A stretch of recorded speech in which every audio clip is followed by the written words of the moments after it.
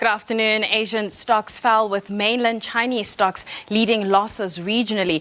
Oil pushed past $122 a barrel on fears of disarray in commodity flows stemming from the war in Ukraine and sanctions on Russia. Everything from natural gas to metals to wheat has hit records for similar reasons. The London Metal Exchange halted trading in its nickel market after an unprecedented price spike left brokers struggling to pay margin calls.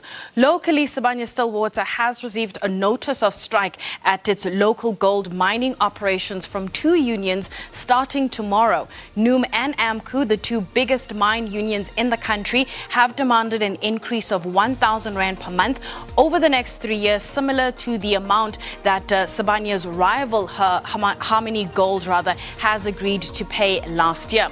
To talk to us about the latest and expand on it, we are joined by Makwe Masilela from Makwe Fund Managers. Makwe, thank you so much for your time. I mean, there is a lot happening globally and locally, and probably last week we were seeing our local markets, the JC, having a fairly good run, and things changed on Friday. It's the second day of the trading week, I suppose. How are we holding up? Good afternoon to you and to the viewers. Not okay. I think we're following what is now happening internationally. Remember, at some point, we've been helped by our commodity stocks. But now this time around, you look on the local post, it's mainly your goldies which are up. But as Nastasia, I think the whole thing here is we know that, number one, we've got this whole issue about the potential that there might be a ban when it comes to oil imports coming from Russia. And we know that the global economy has been struggling. And all these things, including the financial sanctions, they are threatening to hobble a global economy that is trying to recover from COVID-19 and also is starting to disturb what the central bankers have been trying to do. As we know that the guys, they say, have been looking to try to phase out cheap money that has been in the economy. So already with inflation being high, so people are starting to worry that definitely that will have a negative impact when it comes to the global economy. So let's talk about something that I found quite interesting. You look at the price of nickel soaring to a record above $100,000 per ton.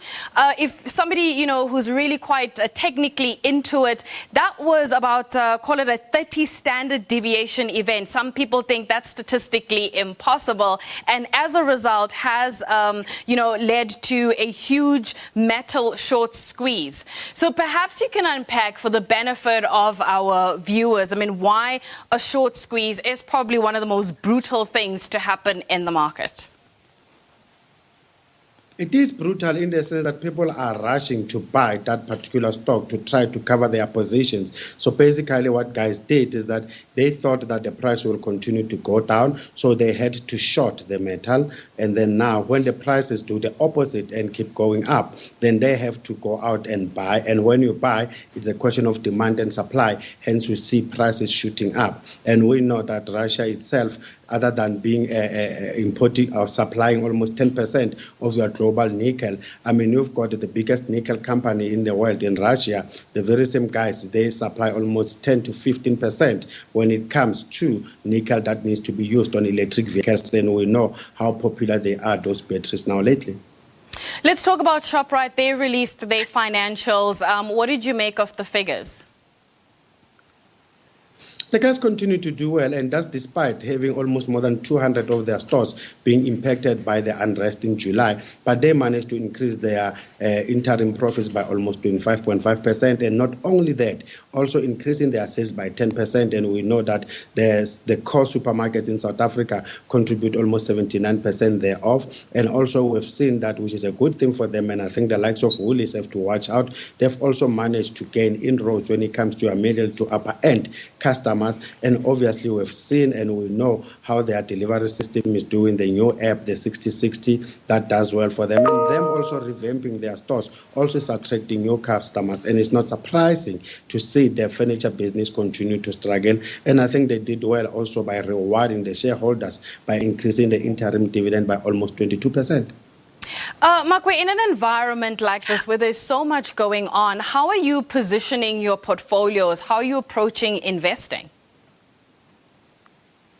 I think gone are the days of buy and hold. You just have to check and look at what's the momentum doing. I mean, if someone has been exposed to commodities, definitely you made good money out of this whole thing. I mean, locally, the likes of Sasol, the guys continue to do well. And we still see when it comes to our food groceries, the likes of Shoprite as well, they're holding okay. So I think it's a question of what is at play now, because we don't know how long this crisis or the war is going to last between Russia and Ukraine. And also the fact when it comes to tit for tat, because we've seen that there have been rumors that Russia is also thinking of cutting the supply of gas, when it comes to Europe. And also if they have to go, the US has to go and start doing this whole thing of banning the imports coming from Russia. We know Germany is not for that. So the US might have to do that by themselves, though they don't import much from Russia. But I think commodities so far have done well. But one needs to be extra cautious, because they might have ran too fast, too high. So don't just jump in because they're already at high prices.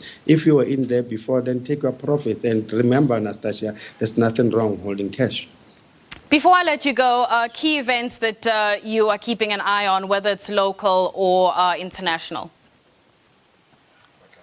Locally, we had our fourth quarter GDP, which we've seen that has gone up by 1.2%. Remember, third quarter, it was down by 1.5%. And then yearly for 2021, it was up 4.9%. But bear in mind that in 2020, it was down 7%. And the likes of your agriculture, mining, manufacturing continue to be the star performers for 2021. And also internationally, we'll also be looking what is happening with the U.S. inflation number, because we know that the U.S. Central Reserve Bank, they're holding their meeting the next week or so. All right, Makwe, let's leave it there. Thank you so much for your time. That is Makwe Masilela talking to us about the latest that is happening in terms of global and local markets.